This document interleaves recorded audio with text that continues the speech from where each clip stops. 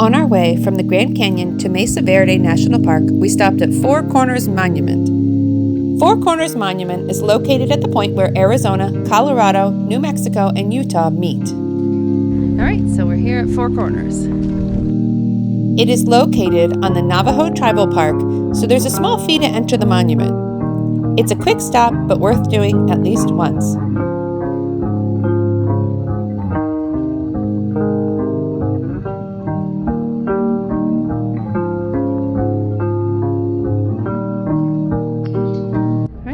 Benefits to having your own camper is that you can just go in it to eat lunch whenever you want, and so that's what we did here.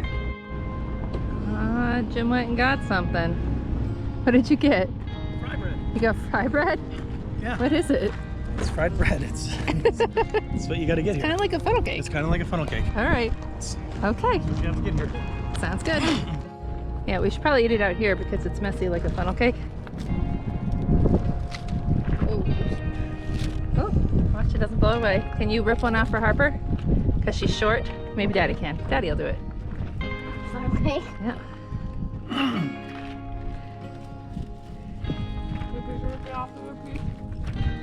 What do you think? Tastes like funnel cake. Yeah.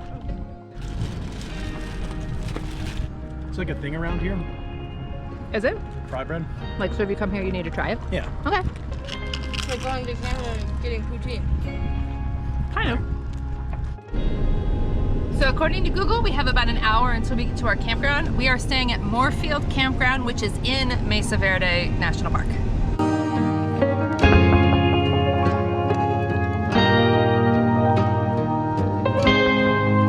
Mesa Verde, meaning green table, is a stark contrast to the landscape we had just come through.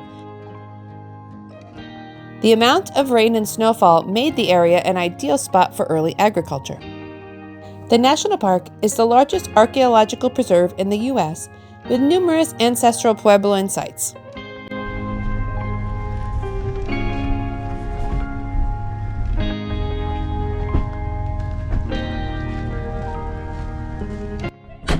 All right, so we're set up. We got here and we put our camper where we wanted it to be and then started a timer, and it took us 12 minutes and 32 seconds to set up our whole camper. Yeah. We're getting pretty good at this.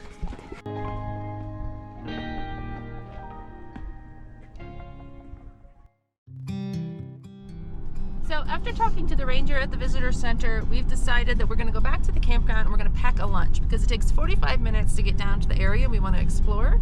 And then our tickets are at 3, so we're not going to have time to come back and get lunch and go back down. So we're going to go pack a lunch, grab some better hiking shoes, and then we'll just spend the whole day at the south end of the park. Okay, so we stopped at the camper, we packed our lunches, and so now we're ready to head south and spend our day in that part of the park. We picked up junior ranger books for the kids, and it's going to take us 45 minutes to drive to the south part of the park, so that's what they're going to work on while we are traveling.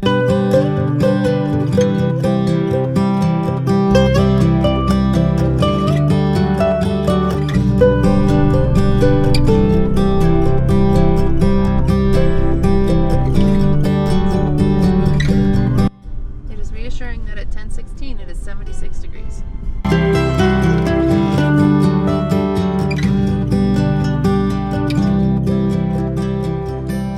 Underestimated how far we went. So this is only 2.5 miles, so there better be no whining. So we are hiking the Petroglyph Loop Trail. It is 2.4 miles and it's rated strenuous because I believe you have to scramble over some rocks and boulders. This is the latest we have started a hike this summer, I believe, but it's only in the upper 70s right now, so I think we're going to be okay.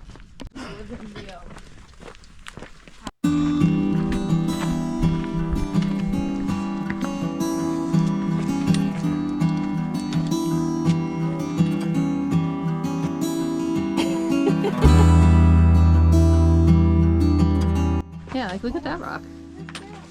Like just broke right off the bottom of that.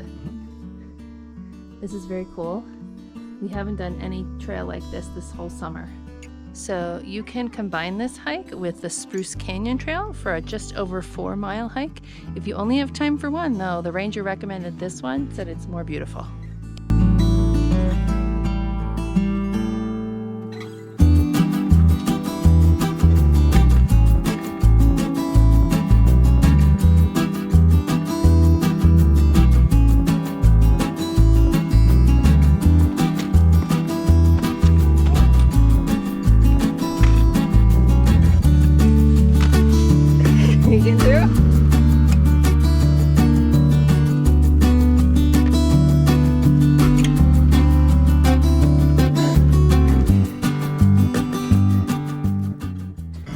It's just amazing to know that this is like a 1,000-year-old structure.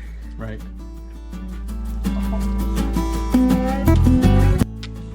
Just remember, this is still easier than hiking up sand.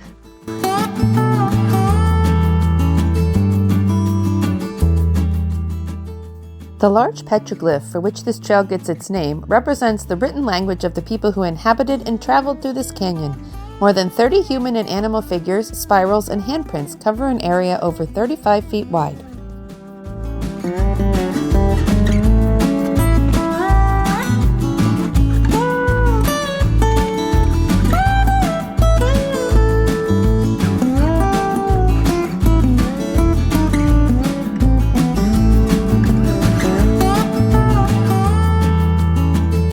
Well, that guy warned us that it's tricky to get up here.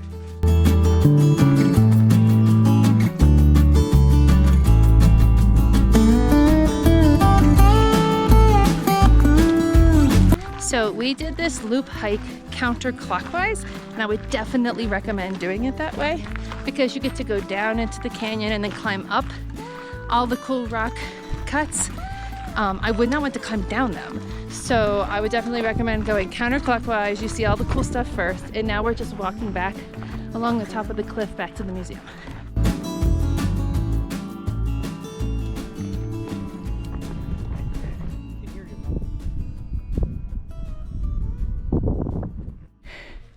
We made it. The Mesa Verde Museum is one of the oldest in the National Park Service. The museum was built using cliff house sandstone, the same stone used by Ancestral Puebloan people to construct nearby spruce treehouse and other cliff dwellings. Do I have any extra plates in my That's okay. truck? All right, we found the perfect place for a picnic in the Mesa Verde picnic area down on Chapin Mesa.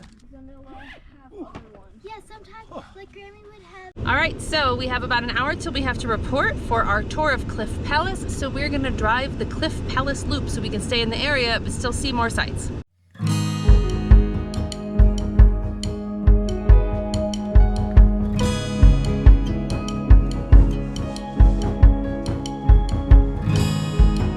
So did this just like have a roof over it? Yeah, it had walls and a roof. Okay. I saw somebody build a pit house on a lawn once. Mesa Verde National Park preserves the archaeological sites of the Ancestral Puebloans, including over 600 cliff dwellings and nearly 5,000 other sites, showcasing their lives in the Four Corners region for over 700 years.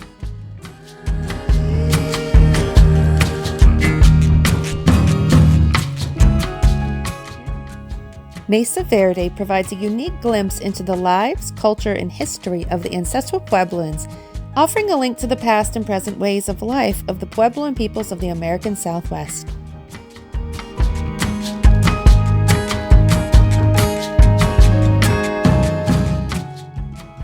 At 3 o'clock, it was time for our ranger-guided tour of Cliff Palace.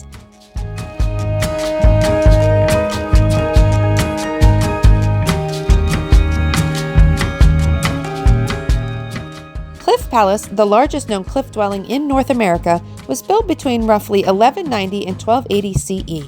Recent studies reveal that Cliff Palace contained 150 rooms and 23 kivas and housed a population of approximately 100 people.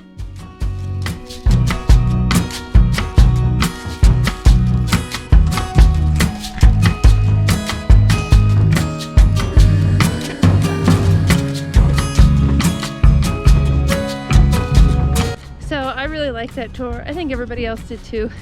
I would recommend against taking the 3 o'clock tour because it's really hot, but we got our tickets last minute, so that's what we could get.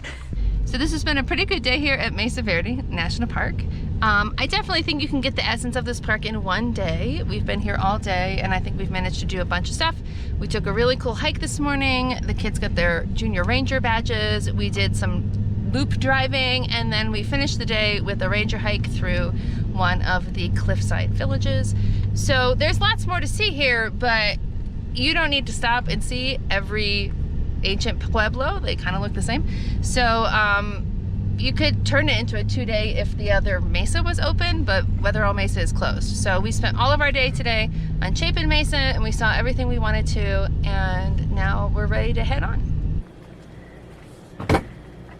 Oh baby. Harper's probably gonna come from like over there. Harper's so good at finding the wildlife. Like I heard some Sylvester. So today's kind of an emotional day. The kids and I were talking this morning. We are getting ready to move to our last stop before we head home. Like, this is the last time we'll pack up, move to a new location and set up and have some fun. So our emotions are kind of conflicted. Like, we're super happy to be getting home and seeing all the people that we love. But also we're just really sad that it's over. We've spent 3 years planning this trip and saving up money and making reservations and dreaming of what we would do, and now we've done it. It's over, except for our one last stop. So like, we're both happy and sad. We're happy to go home, but we're also sad that it's over. Fortunately, we have some more travel plans in our near future, so this isn't the end, and of course we'll always go out for more adventures next summer and stuff. So, but yeah, we're pretty emotional today. I miss my cat. So we just discovered a really big problem. How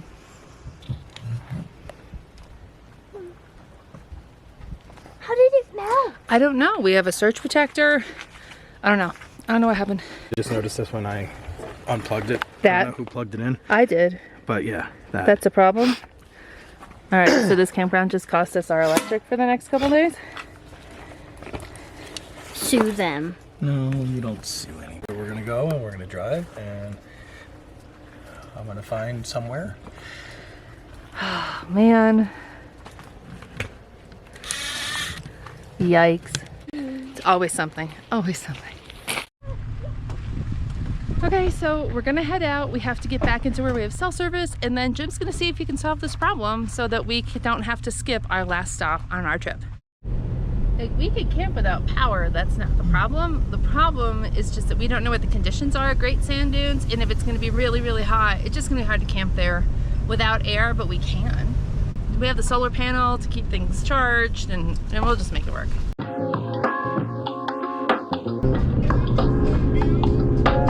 So we have been unable to locate what we need to fix our power issue, but I think it's going to be okay, because once we got it back into service, I checked the weather and it's only going to be in the 70s in Alamosa, Colorado today and tomorrow. So that's perfect. So we don't need to run the air, and we have propane to run the fridge, and we have power at our site, so we can use extension cords to run other things like the coffee maker or the microwave if we need. And we're heading home in like 2 days, so it's not a big deal that we can't run the air conditioner at this point on, because we'd only run it for the next day or two, and it's going to be comfortable.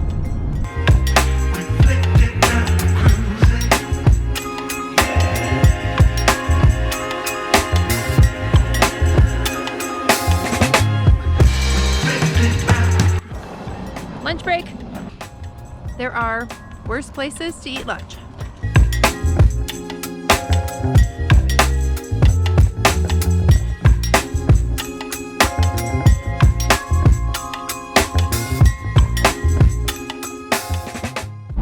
So I really wish we had more time to explore Colorado, because we're just scratching the surface. It's so beautiful. But alas, we have to get home in time for the school year. All right. We made it here. So we were unable to solve our power problem, but fortunately it's really comfortable here. There's a nice breeze, so as long as we can leave the windows open, we should be good. We're gonna relax tonight. Jim's making some chicken fingers. He's gonna cook them on the stove, and then we'll go rent our boards for 24 hours, and we'll take them to the sand dunes tomorrow morning to sled down the dunes.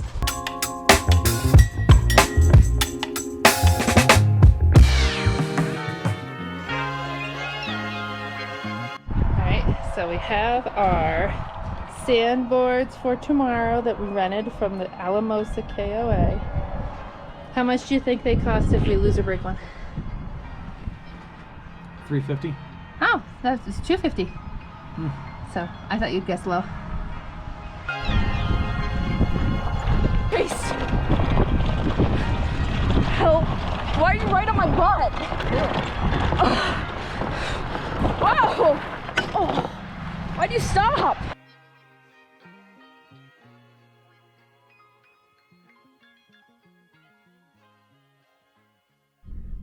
So the weather here in Alamosa isn't cooperating, but we are about half an hour from the national park. So we're hoping that it did not rain very much at Great Sand Dunes National Park last night so that we can still sled the dunes.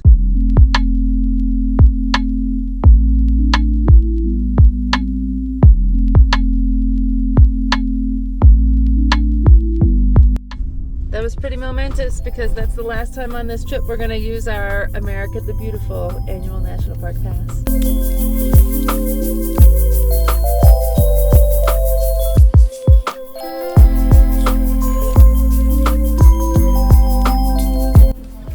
Oh, super cute. Oh, they have lots of things to open and explore. That's fun. The darkest skies in the U.S. So here we go, our last national park experience of our road trip 2024. So we think it's really fun that we started this trip at Indiana Dunes and we're ending it at Great Sand Dunes.